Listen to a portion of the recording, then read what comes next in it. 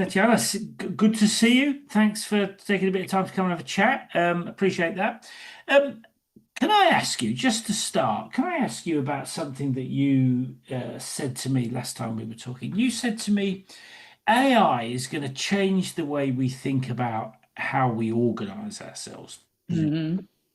But what did you mean by that? And why do you think that's the case? So we're seeing it already. Last night I was at a dinner with a lot of AI CEOs. Mhm. And already what I'm finding is, we're an AI native company. So we have Yeah. four humans, full-time humans, four contractors and advisors as well that will do a lot of work. So roughly a team of 8 humans, but 27 AI agents. And those AI agents do everything from coding to writing all of our investor updates to doing most of our sales and marketing work is done by AI agents. AI agents draft, the marketing communications, they send the emails, they do all of that work. So for AI native companies, it's obvious, right, that you can actually found a company with far fewer humans than you Yeah. could because you got AI agents doing things. And the way that we organize ourselves is, I mean, we're very small, but if I look out as a CEO, we're not going to have like product managers, engineers, and designers. It's just going to be like people who are builders, right? Because the AI agents, like I use Claude Code. We're working with a lot of companies now that are using Claude Code and deploying it across their organization. And, coding is no longer a skill that's unique or valuable because you can prompt an agent that can do it, right? So, but knowing the architecture, understanding what you want to build is the important part. So we're going to have builders, we're going to have people who are customer communicators, right? Those are going to be the sales and marketing people. And organizations are just transforming before our eyes. And Yeah. the CEOs at the dinner last night that are in, older, more established companies, like, one of the CEOs who has 1,500 people, and he said 500 of them are engineers. And he's like, do I need all these engineers? Like, do I, or do I really rethink how my organization works so that some of my product managers can do the engineering, some of my, really forward-looking engineers can do the product management and start to really, rethink the organization. So we're seeing it already happening with AI agents. Yeah, and it's actually really exciting, I think, because it opens the door to lots of different ways to do things. But there are some challenges around that. And tell us a bit about your business, because your business is about how you deal with some of those challenges, isn't it? So Yes. just talk us through what your business does. Yeah, so Wayfound is an AI agent that is custom built to supervise and improve other AI agents. So once you have all these AI agents running around the company, like our 27 agents are built on different platforms. We have an Right. agent force agent, we have an intercom fin agent, we have several agents built on OpenAI, several built on Anthropic. We have, one that's hooked up to my email. We've got an OpenClaw agent that's doing certain things. It's really hard, and you don't have a lot of time, right? There's a lot fewer humans than there are AI agents. So how do you make sure that they're staying on the rails, right? How do you make sure they're doing what they need to be doing? How do you make sure that as the world changes and as the models drift and as new things emerge, that the AI agents are actually doing a great job and actually getting better and better and better at their jobs? Humans are, too time constrained. Our minds are too slow, Yeah. right? To actually supervise these AI agents. So we have an AI supervisor that watches all of these agents. As soon as something goes wrong, it alerts me. I can go in if it's actually has interacted with an investor. I see which investor it interacted with. I call up that investor and I say, hey, the agent actually said something to you about our financials that wasn't exactly right. Let me fix that issue, right? So that is actually something that happened a month ago, like where our supervisor sent me an alert and the agent actually did say something slightly incorrect. And I called up the investor and immediately, clarified that. The other thing that it does is it will take that feedback and it will actually generate a new prompt so that it never happens again. So the supervisor knows that that was incorrect, so it alerted me, but also with that knowledge, it actually created the new prompts. for the agent that we then went in and we shipped those prompts to the agent so it never made that mistake again, right?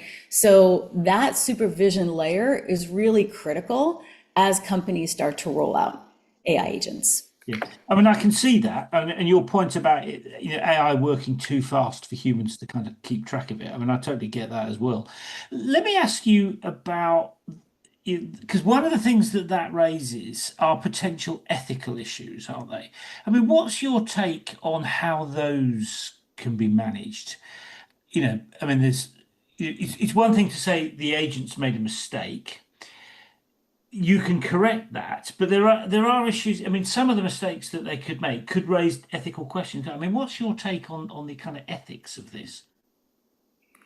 So so let me just kind of say in a company context, every company decides on its ethical values and its moral cadence, right? And so, I've worked at companies, like when I worked at IDEO, that had a very different set of values than Amazon. And, so like at, IDEO, there was a certain thing about, it's okay to, just throw out crazy wild ideas that are unfinished, right? At Amazon, you want to make sure your ideas are kind of buttoned up. You want to make sure your PR FAQ is pretty well written before, you submit it. And so the value systems within different companies vary. And at some level, still the ethical decisions need to be decided by the board and the CEO that is on the board. So really like those issues are governance issues that need to be decided by the board. Once those values are instantiated in the company culture, you need a supervisor that can learn that company culture. So that is actually another value of having a supervisor, because we have something called global guidelines inside our framework, which means that these are the values that regardless of the agent that's running, whether it's a sales and marketing agent or whether it's a product agent or whether it's an internal employee HR agent, these are the values that are consistent across the company, that no matter what role or function or job the agent is doing, it needs to comply with these ethical values-based guidelines. And those are enforced as well in our system. Yeah. I mean, the thought was behind my question is that it's not just about technical information, is it? It's about making sure that everything does the stuff that they should be doing from a values and ethics perspective. It's not simply about the technical. That's right. Is it? Which is really, really important in terms of, people won't, if they're not comfortable with the values and the ethics, they won't be comfortable with the other bits, will they? So it seems to me that, that's a pretty important thing. Let me ask you, you mentioned IDEO. Yeah. Let's just take a step back. What is it that kind of set you on this path? I mean, it's a really interesting idea to create some technology to supervise some other technology. I mean, I think that's a really interesting concept. I mean, how did you kind of get onto this kind of journey that you're on? I mean, how did you, where did this path start for you? So it actually started well before IDEO, because I have a PhD in cultural anthropology. And one of the things that I saw immediately as neural networks started to come to the fore is, and I had read Marvin Minsky, right? The book that he read on the emotion, that wrote on the emotion machine, which was published, I believe, in 2006. And so, the first time I saw ChatGPT actually work, right, in late 2022, it was very clear to me that a lot of the things that Marvin Minsky had written about in the emotion machine were coming to the fore, which is that these neural networks function a lot more like human minds than they do like technology, which means that we needed the institutions that human minds have, right, that humans have in place in culture and society applied to neural network based technology as well, right? So if the way that, humans go off the rails in our neural networks is very similar to how LLMs go off the rails in their neural networks, right? Or really any technology, it can be, not even an LLM, but any technology built on a neural network type of technology, they will function like human minds. And therefore, the same institutions that we have to govern humans need to be applied to AI. So And that was the that was the fundamental. starting point for it. Yeah. That was the starting point, right? That's exactly right. And I actually studied, my PhD dissertation was on how norms and values transform in times of great socioeconomic change, which is exactly what we're going through right now. Yeah. So I was in Russia between 2000 and 2007, Putin's first term, when a lot of the economy was really transforming from a Soviet, socialist economy and society to a more capitalist economy and society. Now it's an authoritarian one, which happened a lot more slowly actually. But, between 2000 and especially 2004, there was this just massive transformation, and a lot of the new value systems and a lot of the new social institutions, a lot of the new norming that happened was there. And I realized that that is exactly what's going to happen now with AI, both inside organizations and humans are going to have to rethink our institutions, our values and our norms, how we function, but also incorporate AI minds into those institutions as well. Yeah. And I mean, that's where you started. I mean, how has your thinking evolved over time? Because I know you've been working on this for a little bit, haven't you? I mean, has your thinking moved on since from where you started? I think the fundamentals are, I'm finding, are even more and more accurate as models become more and more powerful. Like, I think that many folks thought 2 years ago that there could be some deterministic rules that could lock these things down. As they become more capable, I think more and more we realize, no, humans are not going to create any deterministic ways to lock Not going to these things work that down way, is it? and allow them to still have the same capabilities, right? It's the same thing as like putting a knowledge worker on just on an assembly line where they have to do exactly the same thing and write exactly the same thing every time. You can do that.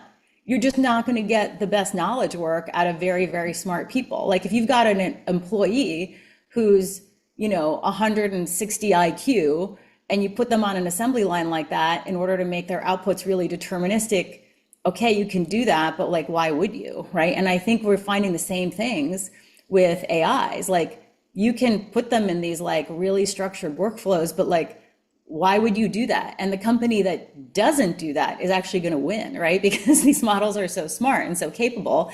And so we need different types of institutions, the same institutions that we have for humans, to keep us on the rails and doing the things that society and our organizations want us to do, and not just what our individual minds or self-interest want us to do. So it's becoming even more clear as models evolve in capability that that's the approach that's really needed, and that deterministic approaches they won't break down. You can still do them, but the companies that approach it through a deterministic lens will ultimately go out of business because they're not going to take full advantage of the technology. Yeah, they're not going to be effective, those approaches. Right, exactly. Yeah. Let me just turn to I mean, you're the CEO. I mean, how do you feel about being the CEO of a company that's doing what your company's doing? I mean, you came up with the idea, you've worked with people to build the technology, you're now taking it to market. I mean, how do you feel about the job of the CEO? The reason I ask is that I think the job of the CEO is to pull everything together to create the company. I mean, other people do other stuff. People build tech and people manage the people and the money. But the job of the CEO is to kind of figure out how to get it all working, which sounds easy. In my experience, it's a bit more complicated. I mean, how do you feel about having that job? Because it's a tough gig. Yes, it is. So I think, it's a very difficult question for me to answer because I love creating, like I'm a 0 to 1 Right. person. This is always I've always been a 0 to 1 person, right? I love a blank page and I love to create and I love to, So you go love from being the something to CEO. nothing and all of that. So that's really up my alley. The reality of being a CEO, reality is it's a lot of lawyers, it's a lot of investors, it's a lot of bureaucracy, and I don't like that Okay, I at get that. all. I get that. So, like, when you ask me how do I like being the CEO, I'm like, actually, I liked just building stuff better, you know? Mm. The problem was that nobody understood what I was talking about. Like, I actually went to some big companies to try to get them to build Wayfound and the supervisor. They just had no idea what I was talking about in 2023, you know, like at all, right? I mean, even though honestly, like OpenAI had published a paper in late 2023 showing that like models should be supervised by other models. This was the effective way to align them and to do that. But like nobody ever actually thought about how that would be implemented. And I kind of did it because I had to. Like, Mm. I don't get any ego boost at all by being like a CEO. Like, I'm not like some kid out of Stanford who like wants to be a CEO after my GSB degree or something. Like, that's not me at all. It was out of a necessity, honestly, that I became a CEO, and I don't care, and I don't particularly like the bureaucratic aspects of it. No, I understand that. I mean, most of the CEOs I talk to would say that building a business is like riding a roller coaster. You know, there are good days, there are bad days. Right. What is it about this particular thing that kind of inspires you, if you like, to kind of bounce out of bed in the morning and kind of get on riding that roller coaster? I mean, what is it about? Because like I said, it's a tough gig, and as you've just pointed out, there's a big chunk of the job that you don't like. I mean, what is it that motivates you Yeah, to do that? but if it were any other idea, I wouldn't do it. Like Right. honestly, Okay. like I never wanted to be a CEO. Like I've gotten calls from like private equity firms to take on CEO roles before, and I just said no. You know, like I don't want to be like, let me just be clear, like I don't want to be a CEO. This idea is an idea that has to happen in the world. It absolutely has to happen, right? For the potentially the future of humanity, if you take a lot of things seriously, we need a strong supervision layer on top of all of our Yeah. AI agents before they become more capable. And that's the thing that gets me out of bed. This idea must exist. And is that, let me ask Whether you I'm about the that. CEO of whatever exists does not matter to me at all. Okay. At And all. let me ask you about that. Is it, you just said this piece of technology must exist. Yes. And is that because you're concerned about safety? I mean, the fact Yes. that if they're Yes. not supervised properly, horrible things could happen, or is it Correct. something Yes. else? I mean, what is it? By 2030, if the supervision layer is not well developed and universal, something terrible could happen. Yes. That is honestly what I believe. Okay. Which is a pretty scary thought, really, isn't it? And I have children, so Yeah. yes, the stakes are high. Yeah. Yeah. Yeah. Okay. Um, Let me ask you about building. I mean, Mhm. like you, I mean, I like building things, Mhm. but this doesn't always play out the way. Well, certainly in my life, it hasn't always played out quite the way I expected. I mean, have Yeah. you had any sort of surprises along the way, um, as you've been Oh, building? yeah, our biggest surprise was how long it's taking enterprises to actually put AI agents in deployment. Mm. Like what we actually thought in 2024, I went to a workshop with Microsoft in December of 2023 on building AI agents. It was techy and it was hard, but I'm not technical, and even I could follow along and do it. So I was like, this is amazing. 2024, and I like bet the farm on the fact that AI agents would be like deployed across many companies by the end of 2024. Obviously, I was wrong because now we're in 2026, and according to McKinsey, only like 20% of companies even have like Yeah. one meaningful agent in deployment. So I was totally wrong on the timing. You know, I was like way too bullish too early on AI agents. And you're right. And like, so, you know, we built this amazing product, you know, by 2024, early 2020, we launched in March of 2024, and we were like, we're ready for all these agents. And I was telling all these stories about how all these companies were going to have AI agents in all these different functions by the end of 2024.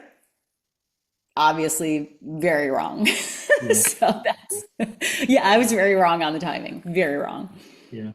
And Hmm. just to pick up that point that you've just made there, I mean, one of the other interesting things about the role of the CEO is that in one sense, your job is also to keep everybody else focused on the right things, you know, to keep the Right. business, if you like, on the front foot. I mean, Right. given that you came to the market early, Hmm. which always means implementation is difficult because half of the Yeah. people think, well, we don't know, we don't understand what you do. I mean, Yeah. how do you keep your people? I know it's not a vast number, but they're important. How do you keep them focused on the right things? That is very hard, right? Because, people are like, why isn't this selling? And I'm the entire sales and marketing team, right, for Wayfound.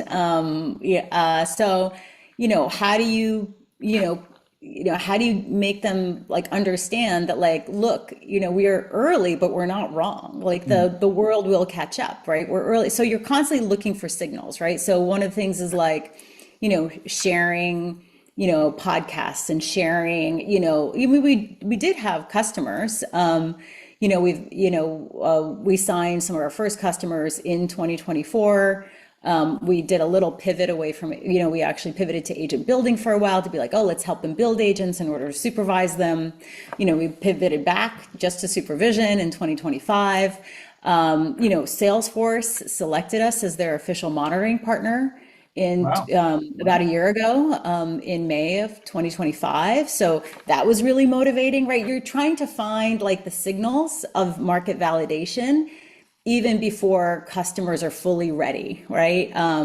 And our pipeline was always really good. It's just that most companies, 99% of our conversations ended with, "This is amazing. We're definitely going to need this, but we don't have any agents yet. So we'll get back to you." And now they're getting back to us, right? There are like a lot of companies that spoke with us last year that are now on the books to have conversations now that they have AI agents in production. So it is really hard to keep the team motivated, especially a startup team, when they don't see the quick revenue, right? Mm. Because also right now you're hearing all these stories about companies that are like shooting up in revenue, and the joke in Silicon Valley is, yeah, it's easy to get to 100 million in revenue when you're selling dollars for 75 cents, which is essentially what they're doing. They're Yeah. reselling tokens at a loss. So, you know easy to get a lot of revenue, but that's not what we're doing. So it is a lot harder, right? To keep to keep the organization moving and motivated. And then we also found that we didn't, need as many people as we originally did. So, we cut headcount estimates as agents became more capable. We found that we actually needed fewer people than were in our headcount plan. So that was helpful as well. Yeah. And the people that you've got, I mean, in the same way as it's a tough gig for Hmm. the CEO, when you've got a small team that deal with all the stuff, I mean, it's also a tough gig for the kind of early stage team, the big, the small team that you start off with. How do you build resilience in those people? Because, it takes a while to start to scale.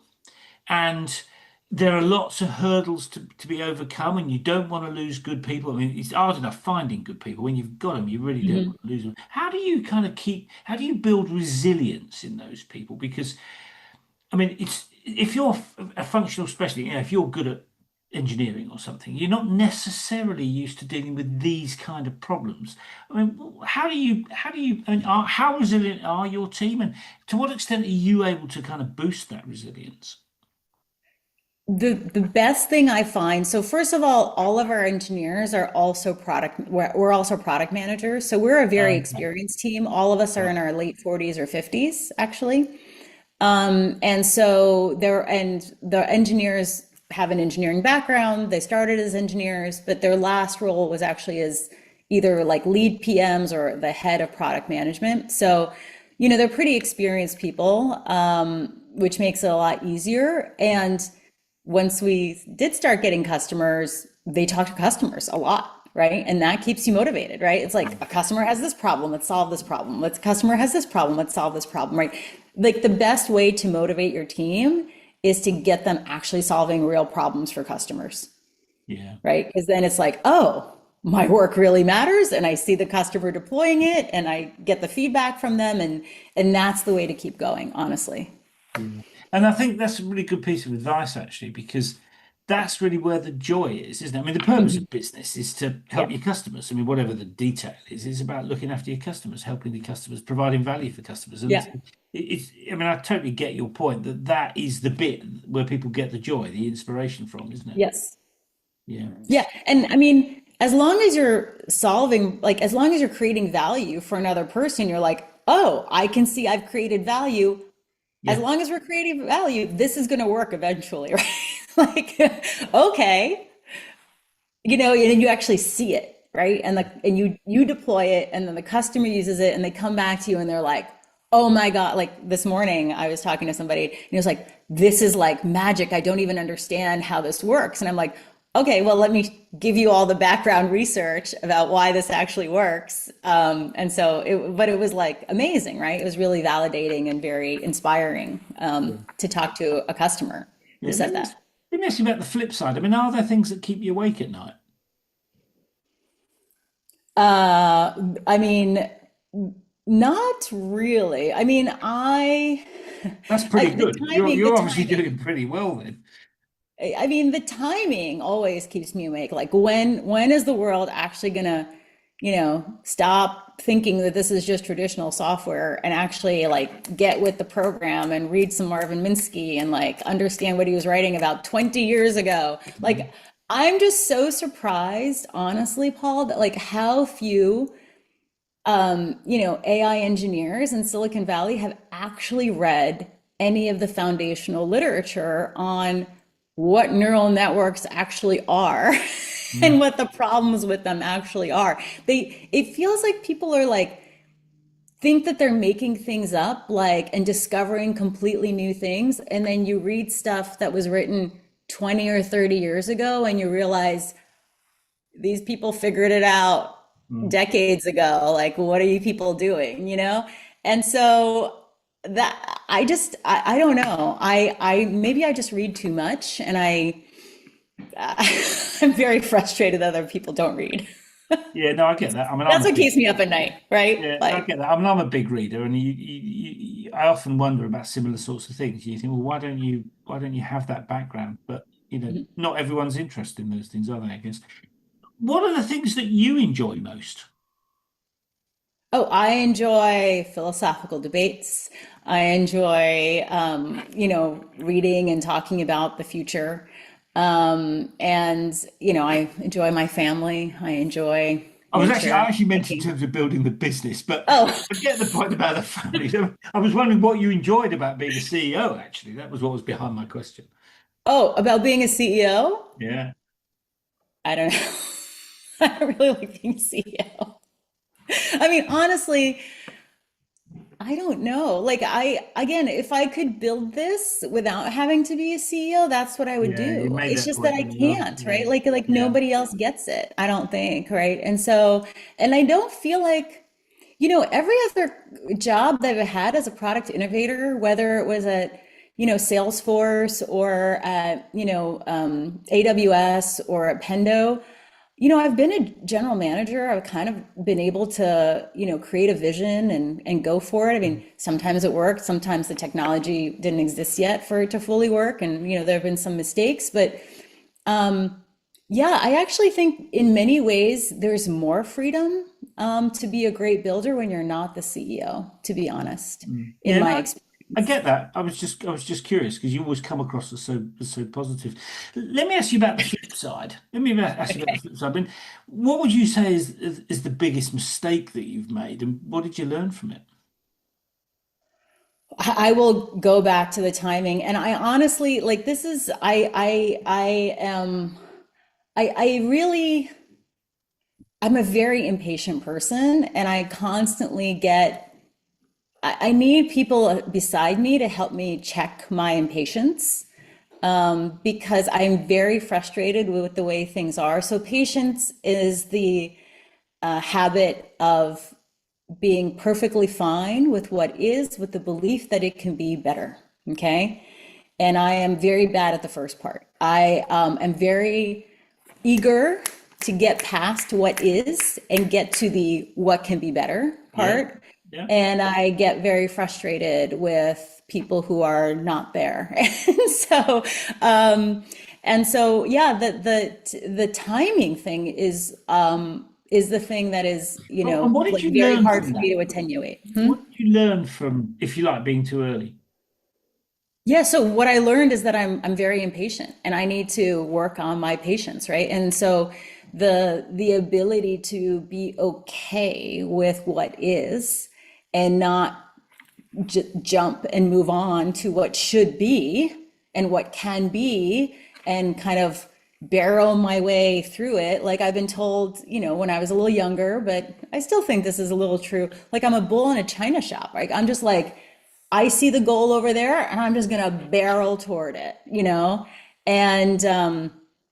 And people, it's not like people don't see the value of what I'm barreling toward it, but they're like, can you move a little slower and knock everything down, please? And that's, I mean, I've worked on it for decades and I'm still working on it. Yeah, no, I get that. And you're not the only CEO that I know that's like that, really. I mean, I think a lot of people. I mean, most of the CEOs I talk to are never happy. Then things never go fast enough for them. Right, I mean, I think there's a lot of that around. I mean, you're right. perhaps a bit more extreme than some of the people I've met, but nonetheless, I think it's a fairly common trait among CEOs. Let me ask you, if you were starting from scratch, is there anything you'd do differently if you're doing it again, given what you've learned? Well, if I were starting from scratch today, we would be, the market timing would be much better. So I do think like it's hard to answer that question because if you were to go back in time, I mean, yeah, maybe I would have I would have just taken more time, right? I would have had a lot less burn early on, right? Because I would have known that the market wasn't there yet, right? And so I would have started a lot slower. Maybe I wouldn't have started at all, right, in early 2024. Maybe I would have started a little bit later, right? Because certainly also like investing has, like pre-seed rounds have gone up. So it would have been much more advantageous for us to just be completely honest, to start a little bit later than we did, right? So I would have started later. Yeah, no, and I can see that, and that's a real difficult one because timing the market. I mean, any investor will tell you Right, it's very, very difficult to time the right, market. right. People would say it's a fool's game actually to time the market because it's so difficult to do. It's so difficult to get that right. Um, and if you were to offer some advice to a rookie CEO who was perhaps going to start out doing something like you, I mean, what would their one piece of advice be beyond take more time over it? Well, the number one piece of advice I have is like, if you are super passionate about an idea and the only way to do it is for you to start a company and be a CEO, do that. If there's any other way to bring your idea to life, don't be a CEO Yeah. because the amount of like just bureaucracy that you have to deal with is not, in my opinion, worth it. If what you're really motivated by is building a new idea in the world, find a place where you can build that idea. Being an entrepreneur is in many ways a lot better than being an entrepreneur. Probably a lot less And I've been both, right? Several times. So yes, be an entrepreneur first, and only if you cannot find a place to land, then be an entrepreneur. Okay. Good advice. I mean, sensible advice, I think. Couple of final questions before we wind up. When you think about your company in terms of where it is now, I mean, Mhm. what is the thing that you're most proud of? Well, I mean, I'm really proud of the fact that we actually made this work and that we have over a dozen enterprises currently using our supervisor to align their agents, to make their agents work well. That we are making real impact. And you can see it on our YouTube channel with customers speaking directly about how we've empowered the whole organization to build agents safely because now they can monitor and see what their agents are doing. And we're working with more and more companies that are giving Claude Cowork and Claude Code to their all of their employees, like 100% of their employees now are building agents, like non-technical people, finance people, HR people, they're building agents on their own, and they're using Wayfound to make sure that those agents are operating well. And so we're part of this ability for companies to democratize this amazing technology safely and securely, and by giving the power to not just the engineers, but to everyone across the organization to be able to use AI agents and partner with them well. I mean, I can see why you're proud of that. I can definitely see that. Couple of final questions. So Yep. the next bit of the journey, hmm you know, you've come quite a long way, but I know you've got some quite exciting stuff coming up, haven't you? I mean, what excites you about the next bit? Well, the next bit is the more capable models. So it's going to be very clear, I believe, that there is going to be no way for humans to be able to have like human in the loop systems and processes with AI agents anymore, especially after these more capable models come out, right? And you're going to need high level AI agents to be on your side managing the other AI agents across your company. I think that is going to be very clear for people. And the next piece is to build out a protocol system where if agents from outside of your company are asking for information or data, or even to speak to a human, that they need to actually pass a token that they are being supervised by a well-aligned supervisor, like a Wayfound supervisor. So once we have a supervision framework in place that people are using, which is Wayfound, and which are people are using today, and more people will be using, especially as these more capable models come out, the next piece is to have a universal supervision protocol that goes across the internet to ensure that any agent that you're interacting with is also being supervised. Okay. And that's the way to ensure a safe, agentic future. Yeah. And I can see why that excites you. I mean, that will really change the way everything works, won't it? Yes. I can see that. And one last question. What would you like your legacy to be? I mean, I think everyone wants their legacy to be a better world, and I do think for throughout most of my career, I've been working on really democratizing technology, right? Allowing humanity to get closer to technology and technology to get closer to humanity, and not have be technology and engineering like its own separate, really esoteric thing, right? Technology is part of the human condition, right? Yeah. Yeah. Technology is something, I mean, in anthropology, right? Technology are the tools that humans use to create culture. And we can't just have, these specialists who know how to code, who know a very specific esoteric language, be the ones creating culture. It needs to be everyone, Mm. embedded in the system of created culture and have the tools and the power to also co-create culture. And that democratization of technology and allowing, again, like people who are in HR, people who are in, any function to build and supervise their own AI agents without relying on software engineers is really, really important. Yeah. And will have a powerful effect. So I can totally see why you'd want to be associated with that being achieved. Yeah. So, Tatyana, thank you for taking a bit of time to come and share your story. I mean, it's a really interesting area, and I have this feeling as you were talking, I was thinking, this is going to be really interesting over the next few years. Oh, yes, it is.